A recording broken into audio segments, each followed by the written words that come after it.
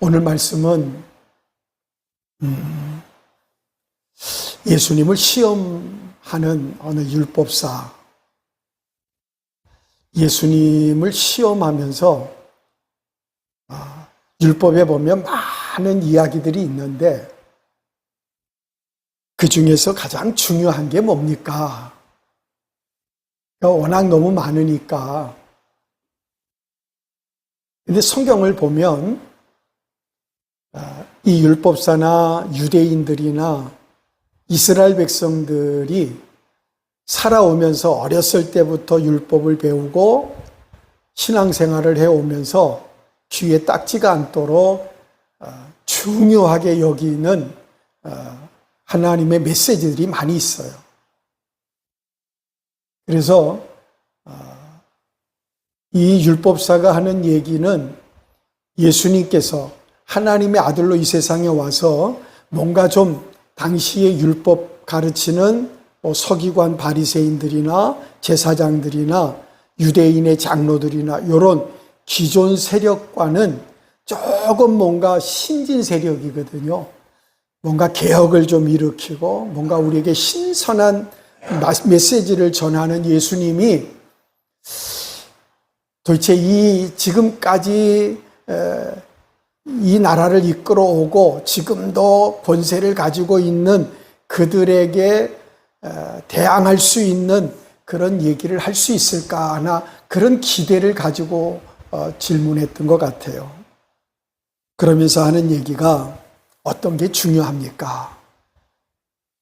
당연히 이스라엘 백성이라면 또 믿는 성도들이라면 우리가 중요하다고 생각하는 첫 번째를 따진다면 아마 이스라엘 백성들에게 있어서는 제사지요.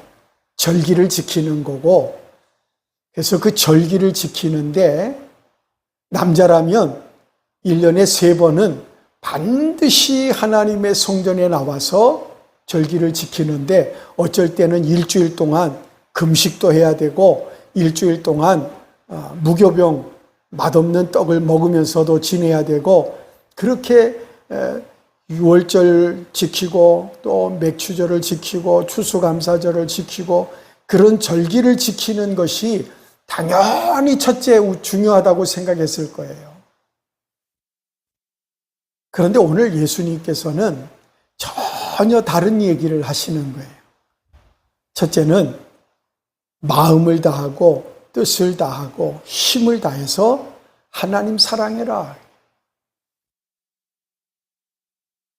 사실 어떻게 보면 다 똑같은 얘기일 수 있는데 이스라엘 백성들에게 있어서 저들의 제사, 저들의 절기 지키는 거, 율법을 목숨같이 지키면서 그거 안 지키면, 잘못 지키면 그 사회적인 분위기가 돌에 맞아 죽기도 하고 안식일 지켜야지요. 또 절기도 지켜야 되지요. 아주 중요하게 지켜야 될 게 너무 많은데 그런 거 안 지키면 돌에 맞아 죽어도 아무도 항소할 수 없는 그런 사회적인 분위기란 말이에요. 그러니까 이스라엘 백성들에게 있어서 중요하다고 생각하는 게 뭐냐? 아마 지금 이 율법사가 물어보고 싶은 의도가 아마 예수님께서 뭐라고 말씀하실까? 첫째가 뭐고 둘째가 뭘까? 뭐 이런 의문을 가지고 물어봤겠지요. 근데 제사를 드리든 절기를 지키든 안식일을 지키든 첫째는 하나님을 사랑하는 마음, 뜻을 다하고 마음을 다하고 정성을 다하고 목숨을 다해서 먼저 하나님을 사랑하는 마음이 있어야 된다는 거예요. 그리고 또 하나는 첫째는 그거고 이게 첫째고 이게 가장 중요하고 둘째는 내 이웃을 사랑해라. 그러니까 이 율법사가 사실은 물어보고 싶었던 의도와는 전혀 다른 얘기를 예수님께서 하시는 거예요. 새벽에 솔로몬이 성전을 지은 이야기를 말씀을 봤는데 솔로몬이 성전을 다 짓고 나서 이스라엘 백성들이 중요하게 여기는 장막절에, 세 절기 중에 장막절, 이스라엘 백성들이 장막을 치고 살았던 것을 기념하는 장막절에 성전을 헌당하는 예배를 드리는 겁니다. 그런데 재밌는 건 이스라엘 백성들이 광야에서 성막을 만들고 지날 때에는 법궤에 세 가지가 들어 있었어요. 첫째는 모세가 하나님께 받은 십계명, 돌판, 십계명이 들어 있었고, 광야에서 이스라엘 백성들이 먹었던 만나 담은 항아리, 만나를 담은 항아리. 세 번째는 아론이 제사장이 될 때 아론의 지팡이에서 싹이 난 거. 이게 다 하나님의 임재를 상징하는 거예요. 그런데 솔로몬의 성전에 성소와 지성소를 만들고 다 건축하고 그리고는 법궤를 이제 가지고 오는데 법궤를 제사장들이 어깨에 메고 들어오면서 큰 제사를 하나님 앞에 드리고 그리고는 성전으로 법궤를 모시고 왔어요. 근데 그 법궤에는 하나님의 언약을 담은 돌비석, 모세가 십계명으로 받은 돌비석 하나만 들어있더라고요. 그래서 하나님 앞에 제사를 드리면서 하나님께 그 성전 안에 지성소 안에 법궤를 딱 갖다 놓았는데 놀라운 현상이 이스라엘 백성들이 다 보는 데서 나타났어요. 그게 뭐냐 하면 성전 안에 구름이 가득한 거예요. 구름이. 여러분, 구름이 가끔 우리가 차를 타고 가다가 저 산골짜기나 계곡을 지나갈 때 보면 안개가 자욱할 때가 있어요. 그럴 때는 운전을 하기가 어려워요. 앞에 1m도 안 보일 때가 많거든요. 지금 이스라엘 백성들이 그래서 성경에 뭘 증거하느냐 하면 제사장들이 하나님을 섬기는 일을 하는데 어려울 정도로 성전 안에, 솔로몬의 성전 안에 하나님의 임재를 상징하는 구름이 가득한데 제사장들이 성전에서 지금 제사 드리고 뭘 일을 해야 되는데 깜깜한 거야, 안 보일 정도로. 근데 놀라운 건 그런 놀라운 역사가 일어나는 것이 하나님의 임재를 얘기한다는 거예요. 그래서 이 말씀을 생각하면서 우리의 인생에도 우리의 삶 속에도 우리가 가정에 있든지 하나님의 임재, 여러분 그 임재를 경험한 솔로몬이 뭐라고 하나님께 찬양과 영광을 돌렸냐면 내가 이 성전을 지은 건 내가 한 게 아니라는 거예요. 사실 솔로몬이 성전을 지을 때 주변에 있는 다른 나라에서 나무를 그리고 일하는 일꾼을 데리고 와서 돈을 주고 데리고 와서 기술자도 데리고 오고 그게 제목이 필요한 백향목, 잣나무들을 다른 이웃 나라에서 공급을 받았어요. 근데 성전을 다 지을 때까지 7년 동안 지었는데 7년 동안 성전에 그 나라에서 공급해 준 거예요. 그리고 성전에 필요한 물건들을 만드는데 어떤 거는 금으로 직접 부어서 만들어서 조각하고 깎아서 만들기도 하고 어떤 거는 너무 부피가 큰 거는 금으로 다 할 수 없으니까 금으로 싸기도 하고 그래서 다 만들었는데 다 만들어 놓고 하는 얘기가 내가 한 게 아니라 하나님이 하셨다라고 영광을 하나님께 돌렸단 말이에요. 더 감사한 거는 원래 성전 짓고 싶었던 사람은 다윗이었어요. 다윗이 성전을 지으려고 전쟁에서 승리하고 그래서 싸워서 이기면 그 나라에 있는 금은 보석 다 걷어가지고 와서 창고에 쌓아놨어요. 왜? 성전 지으려고. 근데 하나님이 다윗에게는 성전 지을 수 있는 기회를 주시지 않았어요.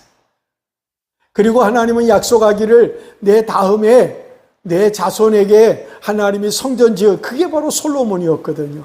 그러니까 하나님이 나의 아버지 다윗에게 약속한 대로 내게 성전 지을 수 있는 기회를 주셨다. 이게 하나님 은혜다, 감사하다고 고백하면서 영광을 돌렸다는 거예요. 사랑하는 여러분, 분명 우리가 살아가면서 하나님이 내게 은혜로 주시는 기회들이 많이 있어요. 분명 여러분의 가정에도 여러분의 삶 속에도 하나님의 임재하심이 있는데 여러분 그것을 체험하고 고백할 수 있는, 솔로몬은 자기가 다 했지만 하나님이 하셨다고 고백하고 하나님께 영광 돌리는, 그래서 이스라엘 백성들 앞에서 찬양과 영광을 돌리는 겁니다. 우리가 사는 이 세상에는 공간적으로 떨어져 있어도 서로 잡아당기는 힘이 있다고 합니다. 그거를 인력이라고 합니다. 서로 공간이 떨어져 있는데도 서로 끌어당기는 힘이 있다는 거예요. 일반적인 성질인데 물질의 성질이 어떻든 어떤 장소, 위치에 있든 관계없이 이 인력이 작용한다는 거예요. 존재한다는 겁니다. 그래서 뉴턴이라고 하는 과학자가 어느 날 사과나무에서 사과가 툭 떨어지는 걸 보고 왜 사과나무에서 사과가 땅으로 떨어질까? 그게 우리가 생각할 때에는 당연한 거 아니에요. 근데 이 뉴턴이라고 하는 사람은 관심을 가지고 연구를 하고 이것이 인력이라고 하는 힘이 작용하는구나. 그래서 만유 인력의 법칙을 찾아냈다는 거예요. 이 인력이라고 하는 건 끌어당기는 힘이 있다는 거예요. 여러분, 영적으로 저와 여러분이 이 세상을 살아가는데 이 하나님의 신령한 능력, 하나님이 끌어당기는, 저와 여러분이 비록 내가 세상에서 지치고 힘들고 어려워도 하나님이 저와 여러분을 절대로 포기하지 않고 놓을 수 없이 붙들고 계시는 하나님의 능력, 여러분 신앙적인 영적인 만유인력의 법칙을 깨달으셔서 하나님이 나를 붙들고 계시는데 내가 믿음이 없어서 낙심이 돼서 나는 이제 그만 살 거야, 나는 이제 끝났어, 나는 이제 포기할 거야, 그럴 때에도 하나님이 여러분을 포기하지 않으시고 절대로 하나님 놓지 않는다는 사실을 기억하시기 바랍니다. 할렐루야. 저와 여러분이 믿음을 다 까먹어서 나는 이제 차라리 지옥 가서 죽어야지 하고 저와 여러분이 지옥 문턱으로 달려갈지라도 하나님이 거기까지 오셔서 여러분을 매가지를 끌고 나오셔서 거기서도 구원해 내시겠다. 여러분, 그 하나님의 능력, 여러분, 하나님은 절대로 저와 여러분을 포기할 수, 왜요? 여러분을 위해 하나님은 독생자를 희생하셨거든. 여러분, 안 놓을 거예요. 포기 안 하실 거예요. 그러니까 일찌감치 여러분이 포기하시고 신앙생활 대충 하려고 하지 말고 이양하는 거, 여러분 자신감 있게 또 신나게 믿음을 가지고 살아가는, 어쩔 수 없이 여러분 학교 다니면서 공부하는데 가기 싫은데 우리 주원에 가기 싫어가지고 막 그러고 나오더라고. 근데 날 보면 인사는 해야 되고 차에 끌려가는 것 같아. 근데 어느 날은 신나서 오더라고요. 그래서 왜 그러니 수영장 가는 날이래요. 여러분, 신앙생활 하면서 어쩔 수 없이 끌려가면서 오늘 교회 가기 싫은데 이러지 말고 절대로 하나님이 포기하지 않는 줄 믿고 믿음으로 살아가는 성도가 되기를 주의 이름으로 축원합니다. 여러분, 사랑에 이 만유인력의 법칙이 있단 말이에요. 여러분, 분명 하나님이 우리를 만드실 때 사랑하면서 살도록 만들었어요.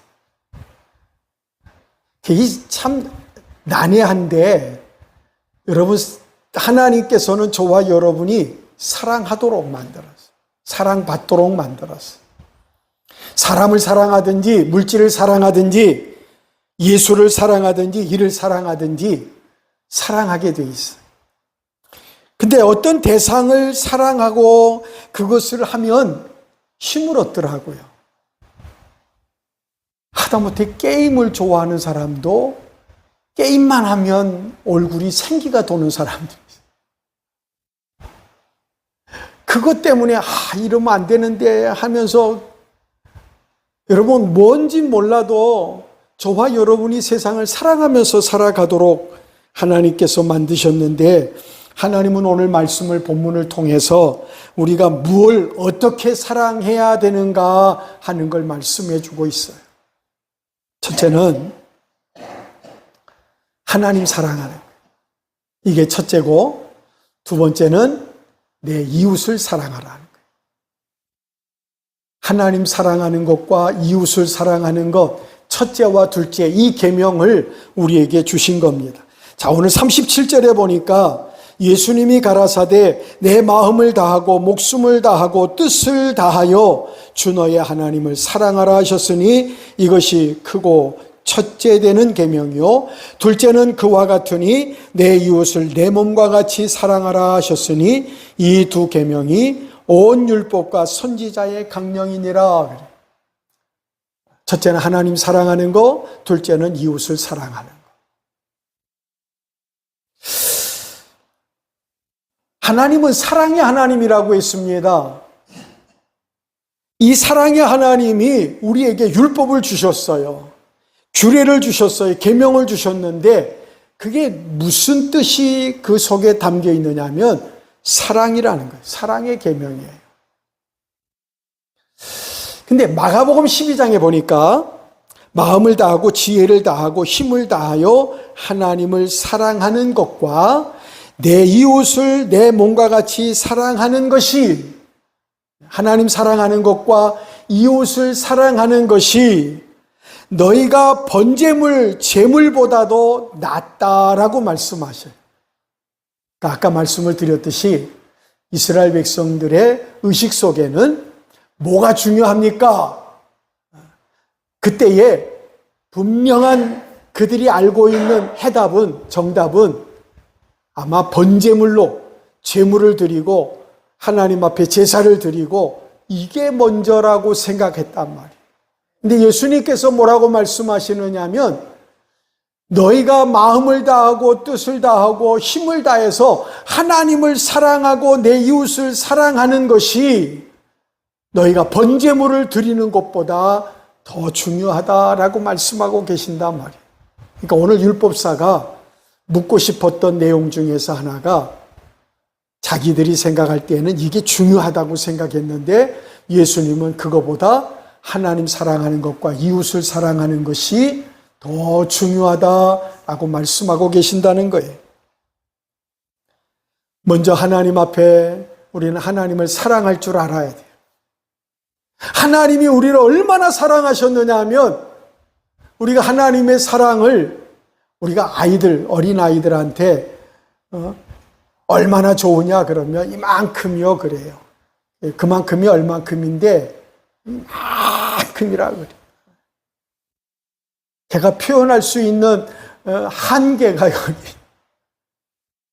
근데 걔가 얘기하는 것보다 어른들이 조금 문학적인 지식을 가지고 있는 사람이 저 바다보다 깊고 하늘보다 높고 그걸 뭐라고 얘기하는 그 얘기나 아이가 이만큼이라고 하는 거하고 비교가 안 되잖아요.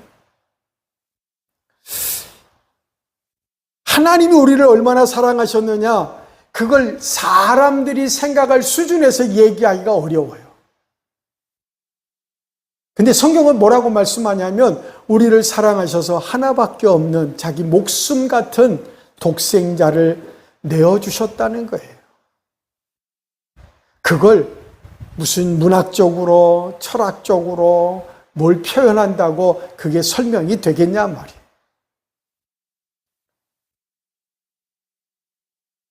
여러분 자기를 사랑하는 것만큼이나 내 이웃을 사랑하라고 말씀하고 계십니다.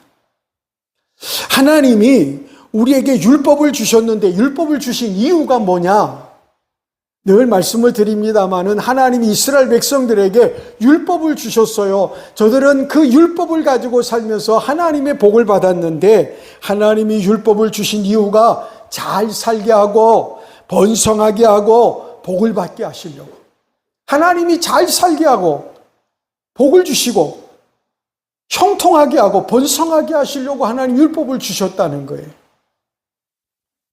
근데 하나님이 그 계명을 주신 이유가 부담을 주려고 하나님의 백성들에게, 하나님의 백성이니까 좀 세상 사람들보다도 좀 어렵게 믿음 생활을 해라.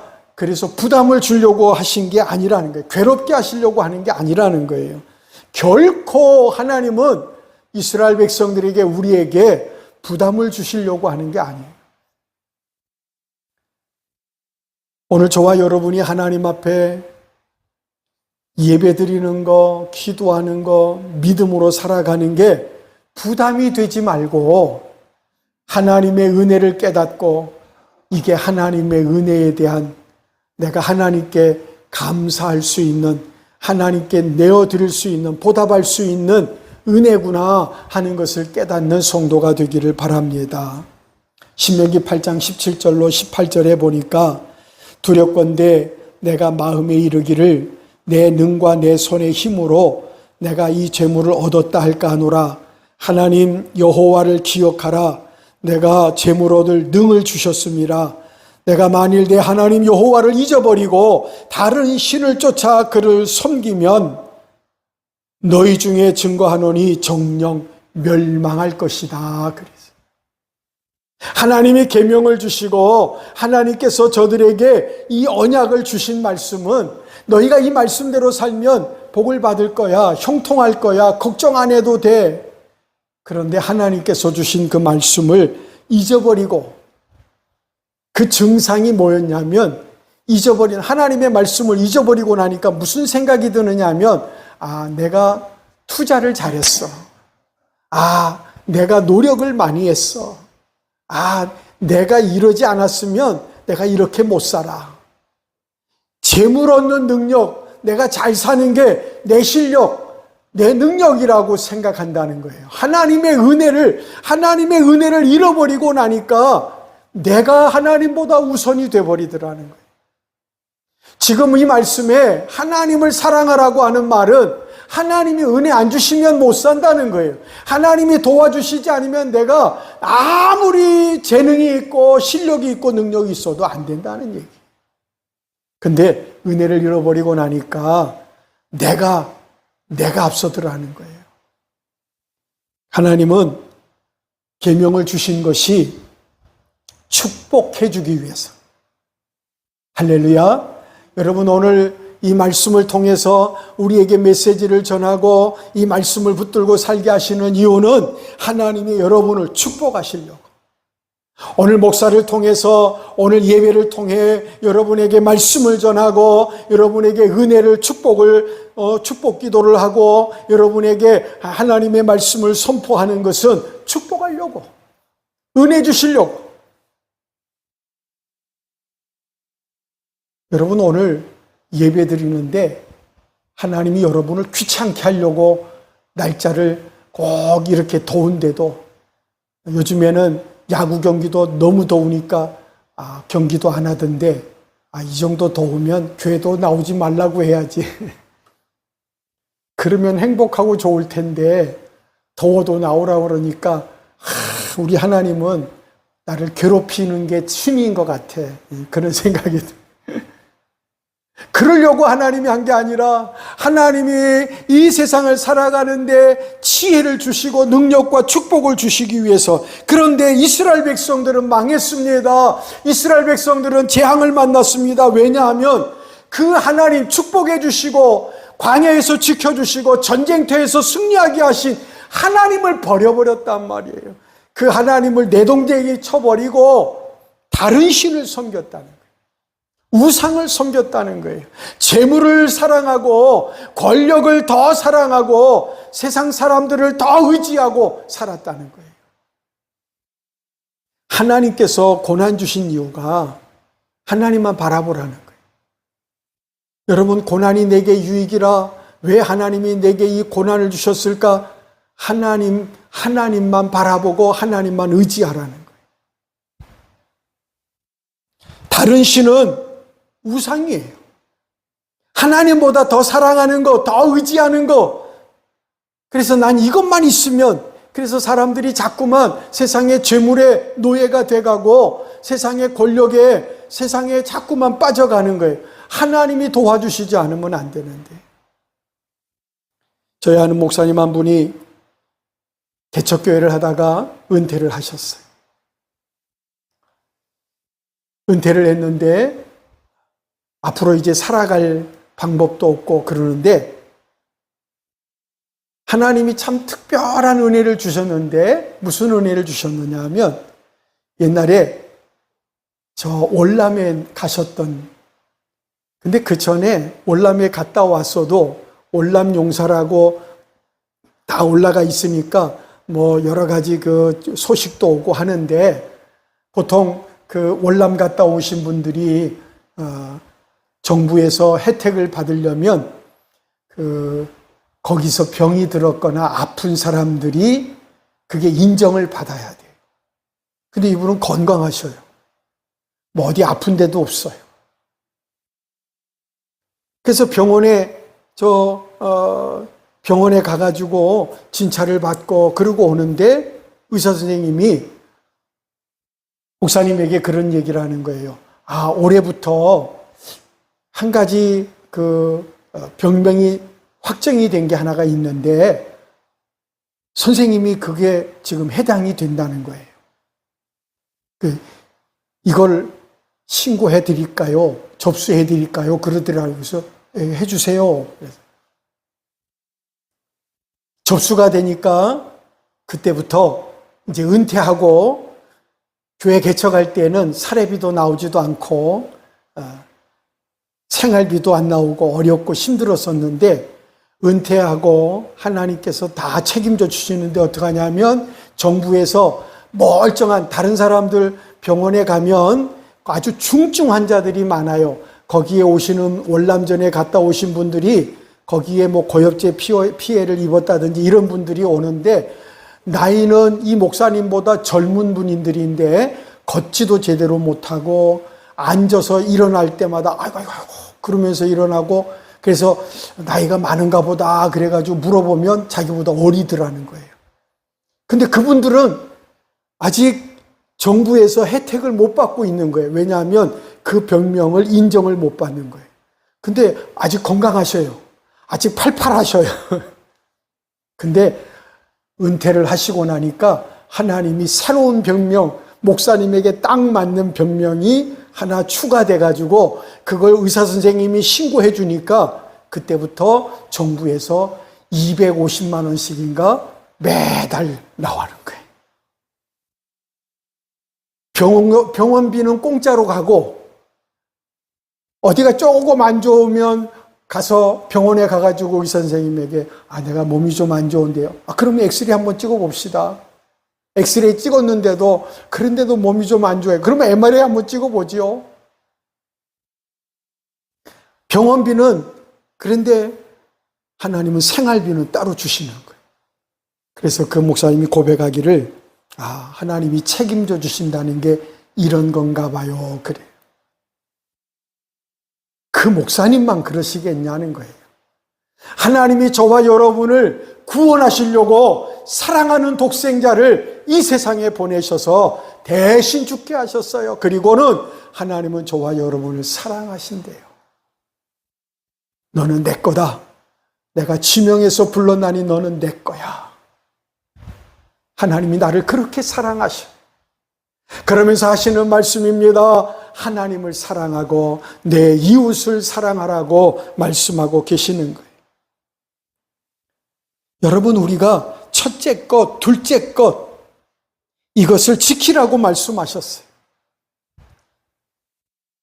이스라엘 백성들이 그렇게 하나님의 은혜로 구원받았잖아요. 광야에서 하나님이 은혜 받았잖아요.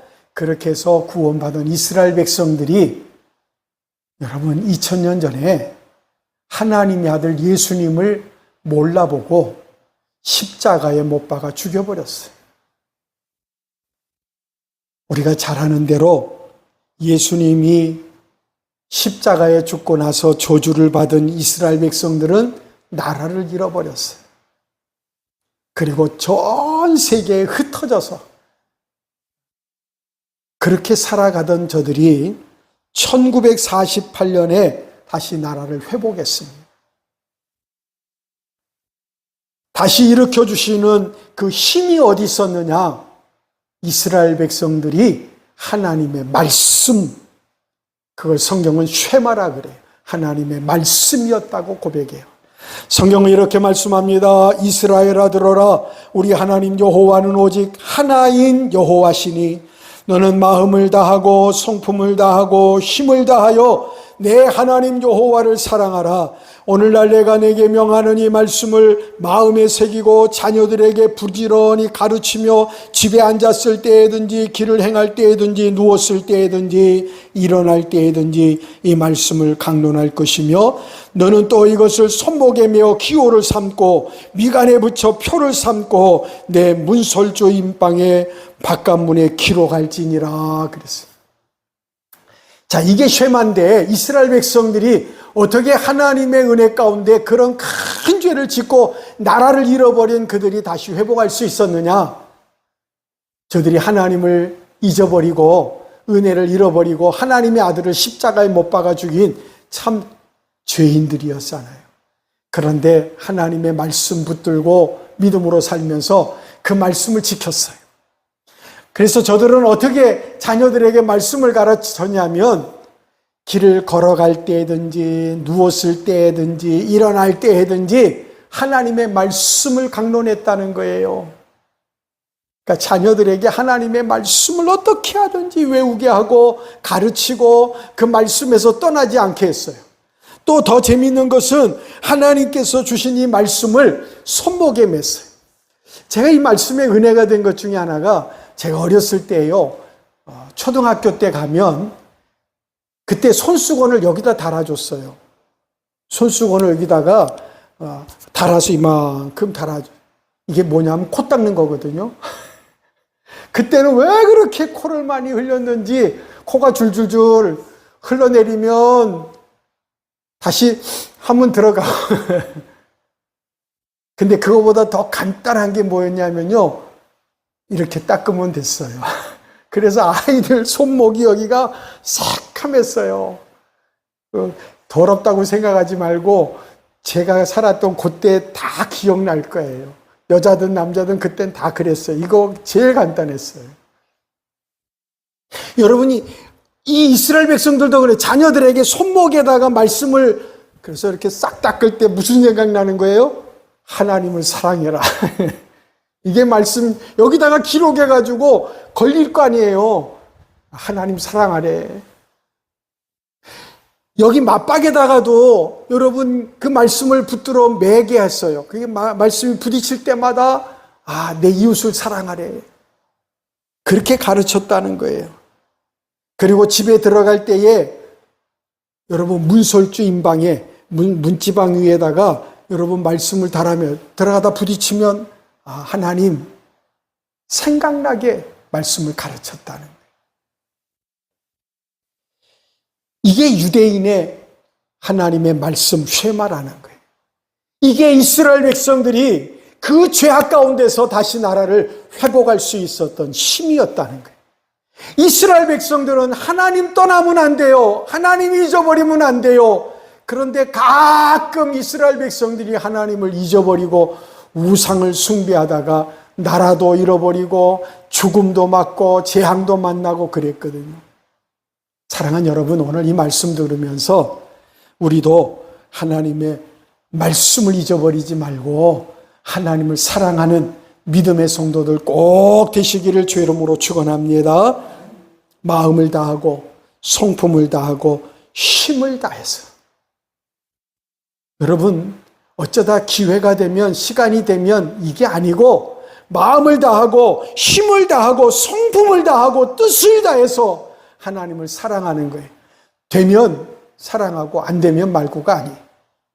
여러분, 이걸 지킬 때 하나님은 들어가도 복을 받고 나와도 복을 받고 산에도 복을 받고 들에도 복을 받고 들의 짐승도 복을 받고 여러분 토지의 소산도 복을 받고 광주리에도 떡반죽에도 복을 받게 하시겠다 그랬어요. 오늘 하나님을 사랑하시는 우리 성도들 되시기 바랍니다. 한번 따라하십니다. 하나님을 사랑하자. 그러면 하나님의 복이 임할 줄 믿습니다. 여러분, 목사가 주는 게 아니라 하나님이 주시는 거예요. 여러분의 가정도 복을 받고 여러분의 사업도 잘 되고 여러분의 자녀들도 하나님이 축복하시는 놀라운 축복의 은혜가 여러분 넘치시기를 주의 이름으로 축원합니다. 기도하겠습니다. 첫째, 하나님을 사랑하라고 말씀하신 이 말씀을 기억하게 해 주옵소서. 하나님, 우리가 세상에서 많은 걸 쫓아가다가 길을 잃어버릴 때가 많습니다. 하나님, 믿음의 길을 잃어버리지 않게 해 주옵소서. 하나님을 사랑하는 것, 이게 중요하고 첫째 되는 것. 둘째는 이웃을 사랑하는 것. 하나님이 우리를 그렇게 말씀해 주셨으니 이 말씀 붙들고 믿음으로 살게 해 주옵소서. 하나님, 우선순위가 바뀌지 않게 해 주옵소서. 내가 하나님보다 앞서지 않게 해 주옵소서. 하나님보다 우상을 더 의지하지 않게 해 주옵소서. 하나님을 사랑하는 귀한 성도들 되게 하셔서 저들의 가정도 복을 받고 자녀들도 복을 받고 저들의 인생이, 사업이, 자녀들이 잘 되게 도와주시옵소서. 지금은 괴머리가 되시는 우리 구주 예수 그리스도의 은혜와 하나님 아버지 사랑하심과 성령님의 교통하시고 위로 역사하심이 머리 숙인 성도들 위해 가정과 사업과 자녀들 속에 지금으로부터 영원토록 함께 있을지어다. 아멘.